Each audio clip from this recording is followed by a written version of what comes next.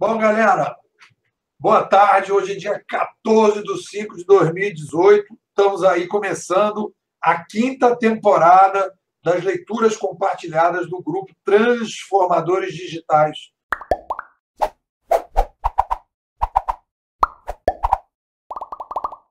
A ideia que eu tenho feito é um debate, tendo uma visão que é a visão do pessoal do Canadá. Hoje eu posso identificar que nós temos hoje 3 escolas de pensamento sobre o mundo digital. Nós temos a escola americana, com determinada característica, que tem uma certa unidade. Posso dizer que existe uma escola, não posso dizer que é uma escola europeia, mas é uma escola que vai surgindo, que é o belga Lalux, que a gente pode dizer que representa, pelo menos do que eu tenho lido até agora, um outro tipo de pensamento com uma outra pegada. Tem o pessoal do Canadá, que é o pessoal da Escola Canadense de Comunicação, que vem lá do Pierre Levy, que é aonde que eu vou caminhar e que aparece aqui no Brasil, no meu livrinho, Administração 3.0. E a gente tem, pela primeira vez, a gente agora vai fazer a leitura compartilhada de um livro de um brasileiro com organizadores. É o livro do nosso querido amigo Leandro Jesus, Exploradores de um Mundo em Transformação, conduzindo organizações na travessia para uma nova era. Um livro com a capa maravilhosa, linda, bonita. O cara chega na livraria, dá uma olhada nesse livro ali, opa, vou comprar só pela capa. E estamos aí. E aí, uma coisa importante, que todas as leituras compartilhadas que nós fizemos a leitura compartilhada, né, pegando os livros, estão aqui todos eles aqui, ó, o Organizações Exponenciais, primeira temporada foi esse aqui, Transformação Digital, a segunda temporada dos Três Mosqueteiros, Organizações Exponenciais, terceira onda, depois viemos aqui para o nosso amigo Viajandão Lalux, que é o... Opa, não é esse não, esse aqui, ó, Reinventando as Organizações, e agora estamos aqui, chegando pela primeira vez no brasileiro, e vai ser diferente, porque a gente começou a conversar pelo WhatsApp, o Leandro faz parte do grupo, e aí a gente chegou à conclusão, cara, vamos fazer um bate-papo aqui. Então, aí, Leandro, um prazer ter você aqui. Dá aí teu alô de boas-vindas aí. Prazer é todo meu, né? Pô, obrigado aí pelo canal, pelo diálogo. Eu acredito que a gente avança na construção do conhecimento quando a gente troca, e essas trocas são fundamentais. Então, estou no grupo já de Transformadores Digitais Brasil, já deve ter umas 3 semanas, estou acompanhando a discussão riquíssima, e achei o maior barato. Eu acho que é isso aí, vamos lá, venho aqui para tentar contribuir, para tentar trazer minha visão também e ver como que a gente vai evoluindo juntos. Vamos em frente. Leandro, então vamos fazer isso aí, um registro, né? Não sei se você já deu uma entrevista mais longa aí para o YouTube em relação ao teu livro, mas eu queria te perguntar como é que foi a ideia do livro, como é que essa coisa começou, né? Como é que você acordou um dia de manhã e falou, acho que vou escrever um livro com as caravelas na capa. Como é que foi isso? Não, vamos lá. Tem uma trajetória, sim, né? Me vem de pelo menos uns 3 anos. Eu tenho uma carreira, eu tenho uma formação, né? Acho que a gente toca numa formação similar, né? Eu fiz engenharia de produção na UFRJ, eu tenho meu mestrado por lá, e depois segui uma carreira acadêmica, dando aula já há quase 15 anos, e fui empresário, toquei uma empresa de consultoria nos últimos 10 anos. E de uns 3 anos para cá, deu esse estalo, essa percepção de que as coisas estão evoluindo, está mudando muita coisa no mundo, e eu mesmo fui mudando junto.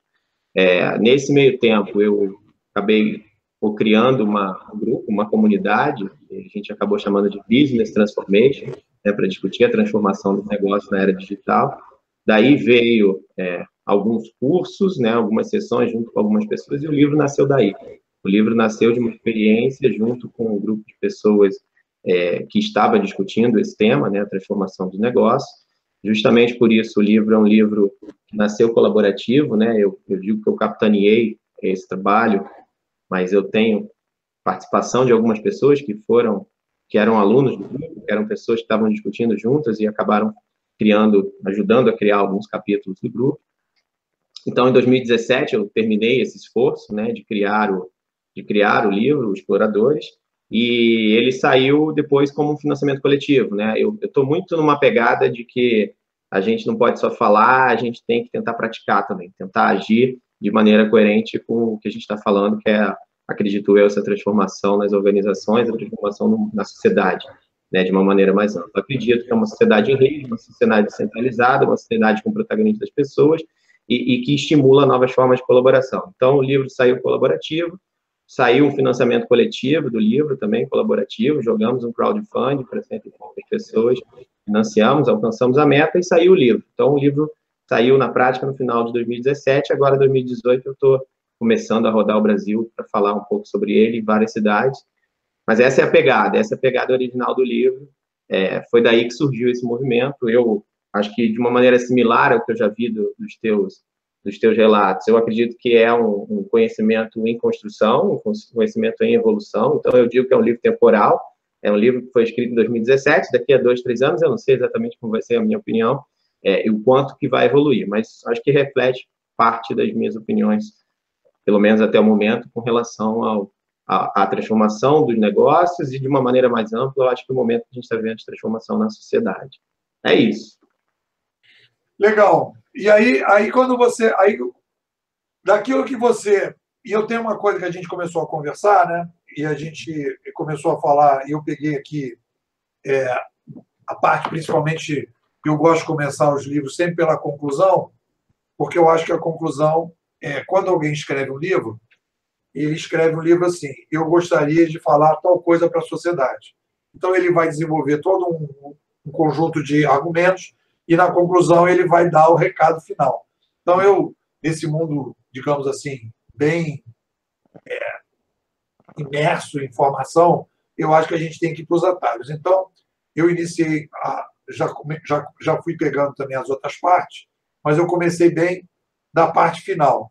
Então, a gente começou a discutir e você fala de uma coisa que eu acho bem legal, que é exatamente também um pouco a minha análise, que é da sociedade descentralizada e caracterizada pelo protagonismo das pessoas, né? Eu acho que esse é realmente, digamos assim, a consequência daquilo que a gente está caminhando. Quando você vem falar disso, descentralização, né, empoderamento das pessoas, como é que você sente a reação das pessoas do modelo tradicional, quando você vai conversar com organizações? Que tipo de público você tem conversado, Leandro? Como é que, com quem você tem conversado? Que tipo de resistência você está sentindo? Como é que está pintando isso? Tá. Eu estou sentindo um feedback bem positivo, tá? Eu estou rodando o Brasil, conversando em algumas cidades com pessoas. Eu acho que todo mundo já sente esse momento de transformação. E talvez as pessoas não saibam explicar ou não saibam entender exatamente onde a gente está e por que a gente está nesse momento. Eu acho que está todo mundo descobrindo, né? Eu tenho falado muito que a gente está na transição de um modelo para um outro modelo. Então, acho que ainda tem as características do modelo passado em boa parte das corporações tradicionais, mas já estão surgindo novos negócios, já estão surgindo novos resquícios de um novo modelo. Eu estou tendo um feedback positivo, principalmente quando eu começo a falar de uma discussão por setores. Né? Então, digamos, modelo da educação. Eu uso a analogia e falo assim: a sociedade, o modelo do século XX, uma visão de sociedade industrial, numa lógica que favoreceu as grandes corporações, que favoreceu a lógica de corporações que, quanto maior, melhor, e buscam vantagens competitivas crescendo, e que, nesse modelo, a visão de que nós acabamos relegados a um papel de consumidor, muitas vezes com uma postura passiva, né? Porque as corporações acabam influenciando a maneira como a gente consome, e em vários setores acabam influenciando vários aspectos da nossa vida. E eu vejo essa visão do nova economia, século XXI, o nome que a gente for dar, de uma visão de que a gente está saindo de um papel de consumidor, muitas vezes passivo, sem ter tanta voz, sem ter tanto poder de escolha, e entrando num papel de protagonista. E, por conta disso, questionando várias das corporações tradicionais, principalmente as grandes estruturas, que até então davam as cartas, digamos assim, de uma maneira mais pragmática. Então, resgatando, eu estou vendo bem essa discussão quando eu começo com uma discussão de setores. Então, eu falo assim, a educação do modelo industrial século XX e a educação no modelo novo, século XXI. Então, o modelo de educação passado, na visão de que o professor é o protagonista e a lógica é que o professor fala e o aluno baixa a cabeça e escuta. Infelizmente, eu acho que muitos de nós crescemos, fomos formados com essa lógica, com esse modelo dessa educação tradicional, que é uma educação que talvez já venha de certo, né? E quando eu falo assim, de maneira comparativa, vamos olhar agora a educação século XXI, colocar o aluno no centro do modelo, entender a aprendizagem baseada no ritmo do aluno, na sua própria visão de mundo, e ele trazendo abordagens alternativas de que sai do modelo convencional, digamos assim, da educação, mais centrada no professor, para tentar entender a aprendizagem centrada no estudante, centrada no aluno. Da mesma forma, quando eu olho, sei lá, para a saúde, o modelo da saúde centrado nos médicos e nos hospitais, naquela lógica de fazer o médico que quanto mais ele faz procedimento, melhor, porque ele tem que ser remunerado por número de intervenções e tal, e a gente olhar, na minha visão, que é o século XXI, que é a saúde centrada em nós, no indivíduo. Então, a gente, como protagonista da nossa saúde, prezando pelo nosso bem-estar, tentando valorizar o cuidar da saúde mais do que o tratar a doença. Eu tenho tido, tentando fechar a resposta, eu tenho tido bons feedbacks quando eu trago as discussões para isso, porque, de certa forma, bate na vida de todo mundo. Todo mundo está vendo que, hoje em dia, antes de ir para um médico, se consulta no Google, se consulta no Dr. Google, e chega na hora que vai conversar com o médico, vai questionar o médico com relação ao diagnóstico dele, porque olhou na internet que era diferente. Então, eu vejo que tem uma assimetria de poder, assimetria de informação e, consequentemente, de poder.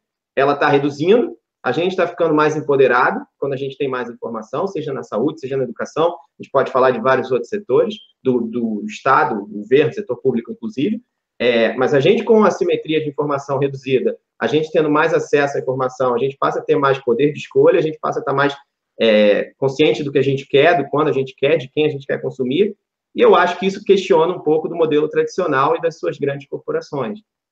Basicamente isso, eu tenho tido esse tipo de feedback e eu vou muito pelos exemplos reais.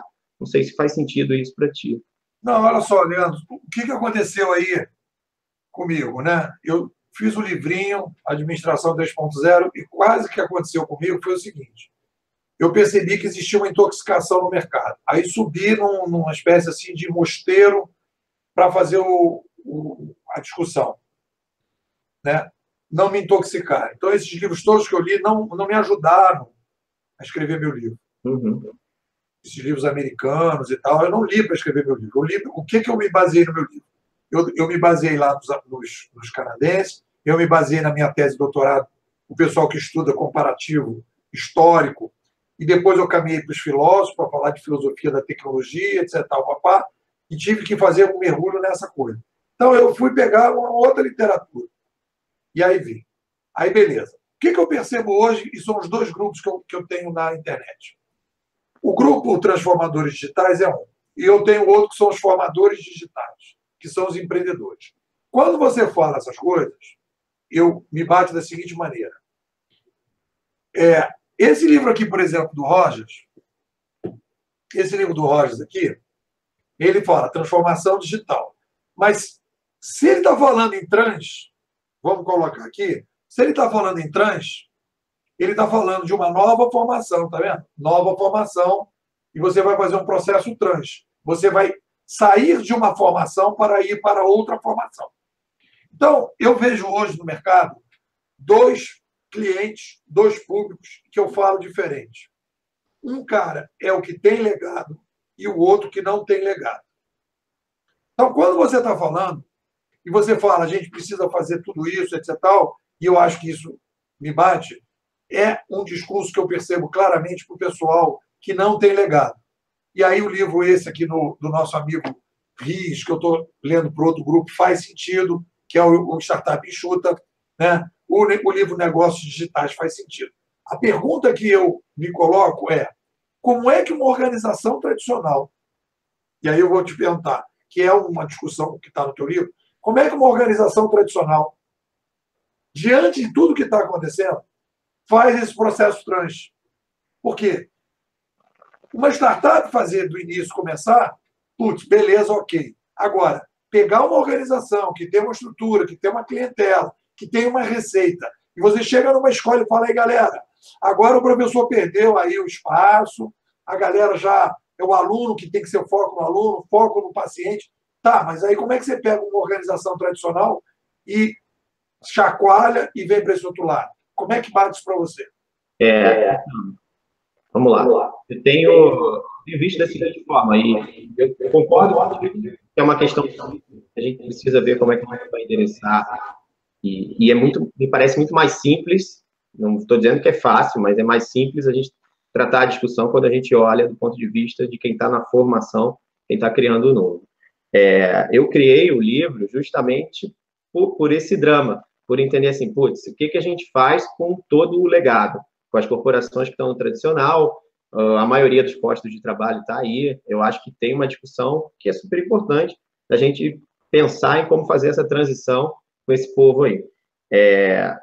Eu acho que a primeira coisa que eu queria falar nesse sentido, né, pô, é que eu acho que, primeiro, eu acredito que não tem uma resposta certa ainda. Eu acho que a gente está no momento construindo, o que eu vejo do mercado, das corporações tradicionais, muitas delas experimentando, né? Então, muitas estão começando a experimentar como lidar com startups, né? E aí fazem aquela... Depois a gente entra na questão da analogia, né, do bot com o transatlântico. Acho que outras estão buscando experimentar, de alguma maneira, transformar o seu próprio casco, né, sua própria estrutura, tentar trabalhar mais autogestão, uma lógica um pouco mais descentralizada. Mas eu acho que tudo que está aí é experimentação. Eu, particularmente, eu compartilho que é muito mais simples fazer a formação do que a transformação.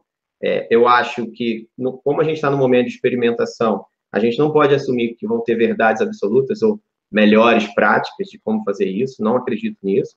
E o que eu tentei levar no meu livro foi uma discussão de exemplos, né, de casos, de tentar mostrar o que empresas estão fazendo, tradicionais, para tentar se reinventar frente a esse mundo em transformação. Eu deixo bem claro no livro, e acredito fortemente, que não dá para a gente chamar de melhores práticas, dá para a gente dizer que são inspirações. Quer dizer, vou pegar um exemplo real, um monte de gente aí trabalhando com aceleradoras corporativas, então criando sua estrutura de aceleração de startups. Eu acho que o tempo vai dizer para a gente se isso daí foi uma prática que fez sentido, que foi bem sucedida, ou não, se a maioria das aceleradoras corporativas acabaram afundando, gastaram um dinheirão e não deu certo, porque apesar de investir em startup, ainda estava com a mentalidade da empresa tradicional e a cultura da empresa tradicional e afundaram por conta disso. Então, eu acho que é um momento de experimentação. Mas aí, conectando no ponto lá do final do livro, que eu acho que talvez seja uma discussão legal da gente ter e da gente refletir, é que eu acho que nesse momento de transição da economia, nem todas as corporações tradicionais vão sobreviver, eu acho que isso para mim é bem claro, e eu acho que nem todas deveriam sobreviver mesmo. Eu vejo a organização de uma maneira mais ampla como um coletivo de pessoas que se organiza para prestar um serviço que, de alguma maneira, algo que sirva à sociedade de alguma forma. Se a gente está numa sociedade em evolução e várias coisas foram construídas para a sociedade dos séculos passados, eu acho que para esse novo século vão surgir modelos, vão surgir organizações entregando ofertas, serviços, produtos, serviços, e de alguma maneira atendo a essa sociedade, eu acho que outros talvez vão ficando pelo caminho, e eu não vejo necessariamente como uma coisa negativa. Eu acho que a gente deveria entender as organizações como arranjos temporários e não pensar nessa coisa de perpetuar todo e qualquer tipo de empresa. Eu não acho que seja necessariamente por aí, mas eu vejo que eu entendo organizações como coletivos de pessoas que têm um propósito, que têm uma missão, que têm uma oferta para entregar para a sociedade, e a partir do momento que a sociedade vai evoluindo, ou essa organização vai evoluir junto e tem condições de evoluir sua oferta para endereçar esse novo, ou talvez, ao longo do tempo, ela vai criar alguma outra coisa e a estrutura tradicional vai morrer e a nova estrutura vai emergir, vai surgir aos poucos, também eu acho que é um outro caminho.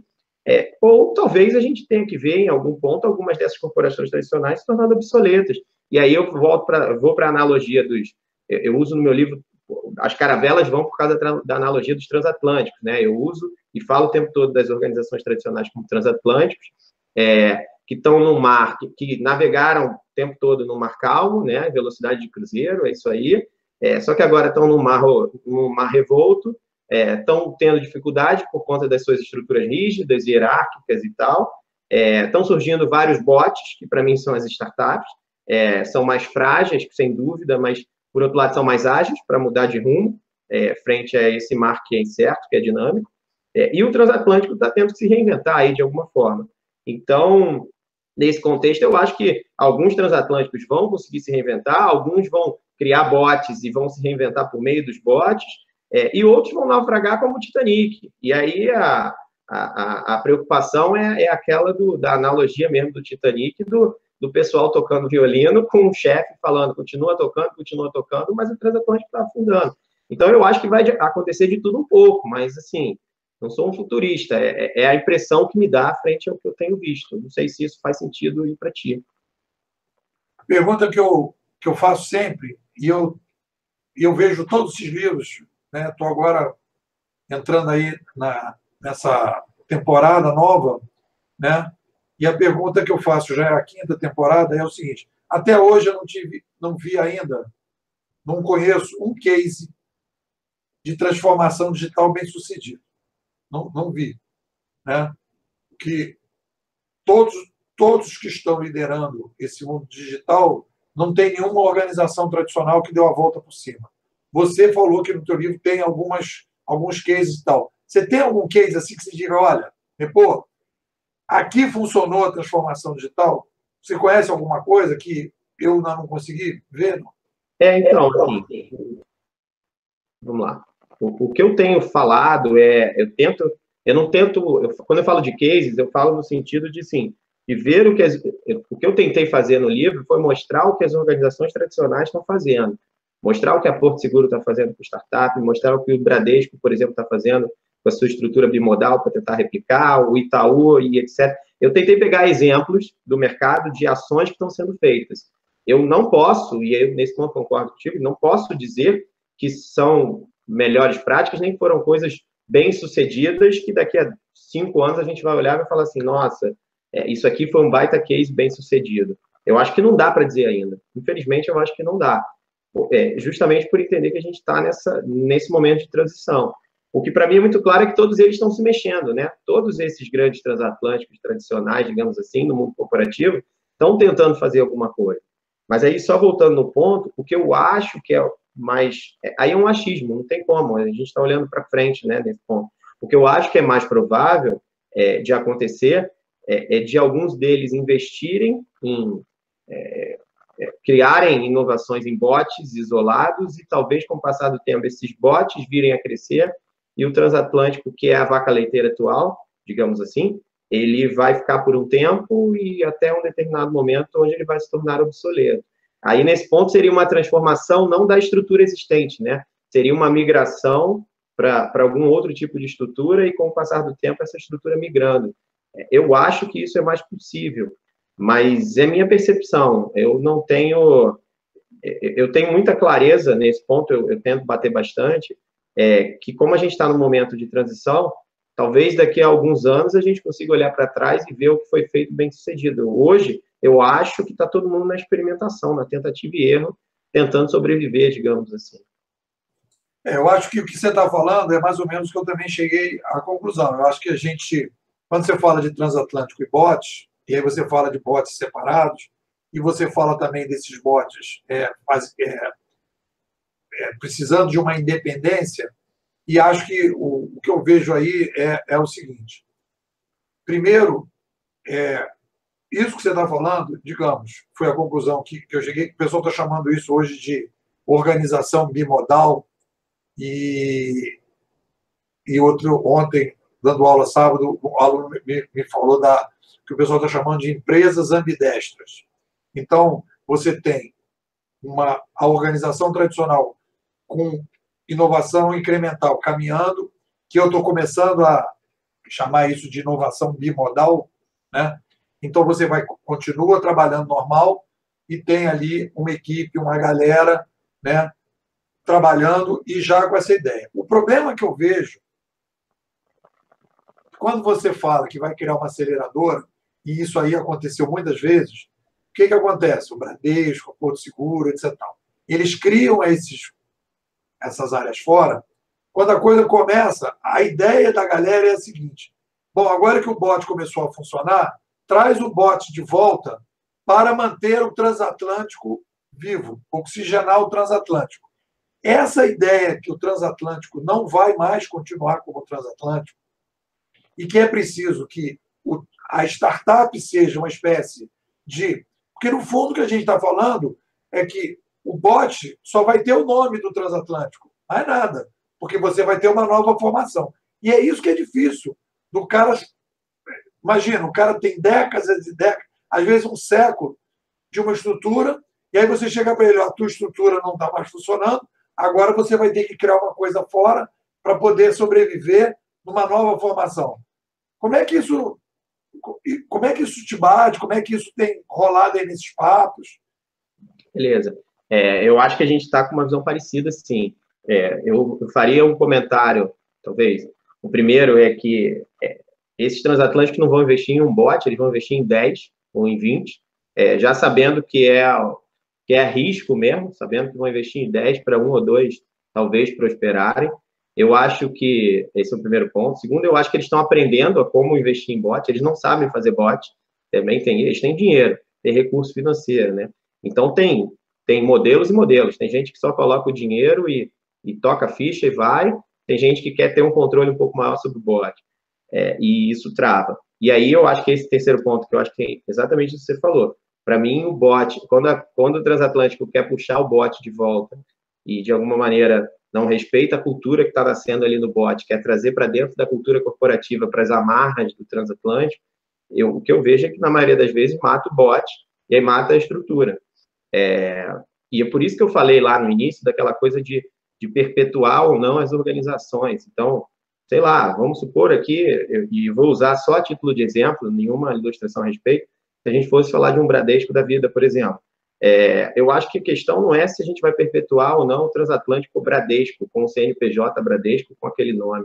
A questão é se quem está ali, se as pessoas que estão dentro desse barco vão ser capazes de liderar a construção, por exemplo, do que vão ser os serviços financeiros do futuro, ou outras coisas que não sejam exatamente financeiro, pensando em entrar em outros negócios.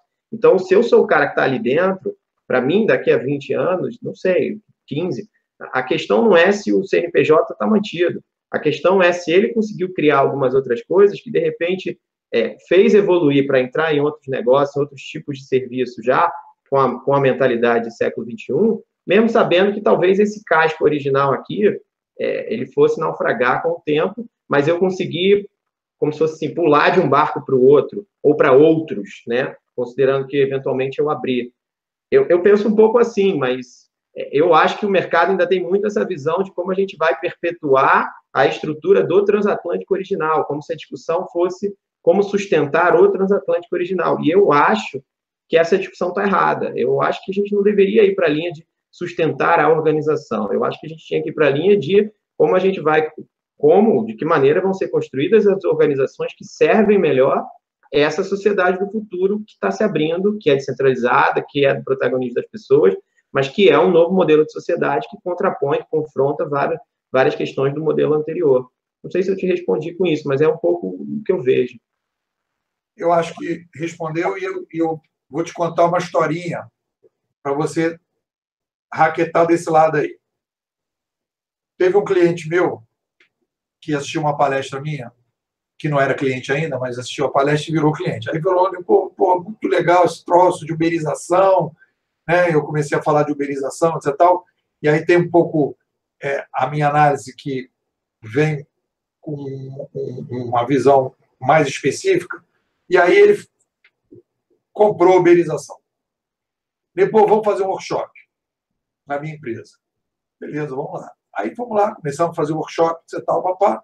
E aí pintou lá uma primeira ideia de desenvolver um novo serviço. Aí eu falei: olha, o que você está falando, eu faria da seguinte maneira: em que eu tiraria o gerente, a atual coordenação, e faria um modelo em que o consumidor passa a ter voz ativa, né? E não é sugerindo. Ele pode, a partir de um aplicativo, fazer coisas que hoje quem faz é o atual tal.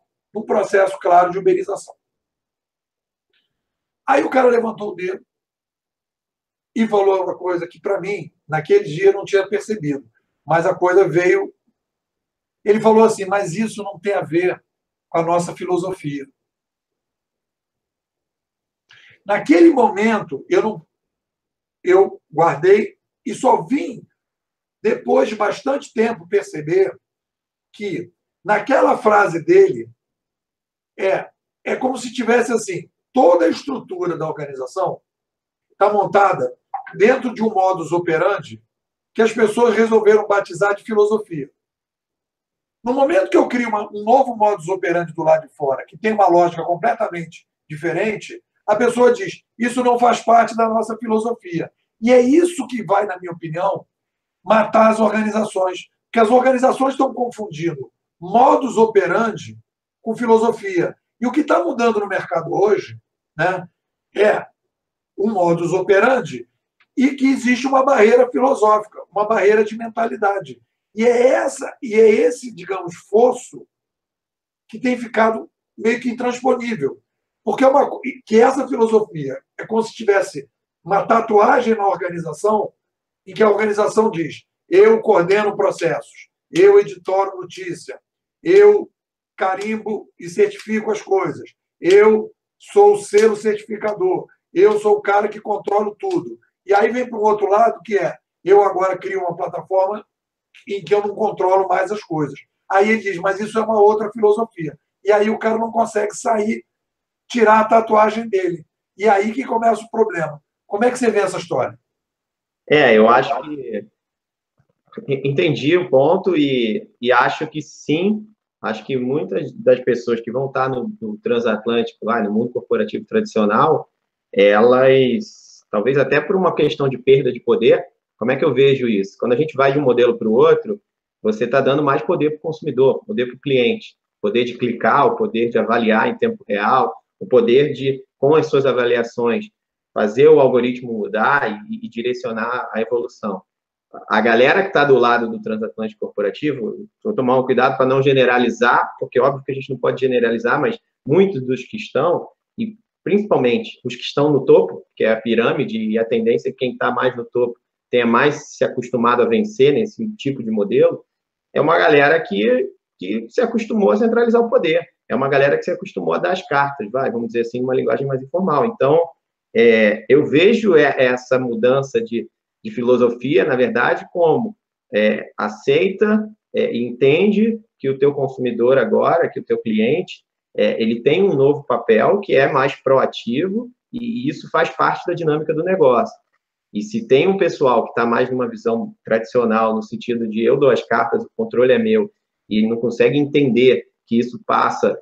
Se o cliente está virando protagonista, né, se as pessoas estão virando protagonistas e estão assumindo mais poder, tem um pouco de perda de poder do lado de cá, do lado tradicional. E eu acho que quem não está disposto a isso daí, a romper, entre aspas, com essa mentalidade antiga, de certa maneira, abrir, compartilhar um pouco mais o poder, essas relações, eu acho que vai ter muita dificuldade mesmo.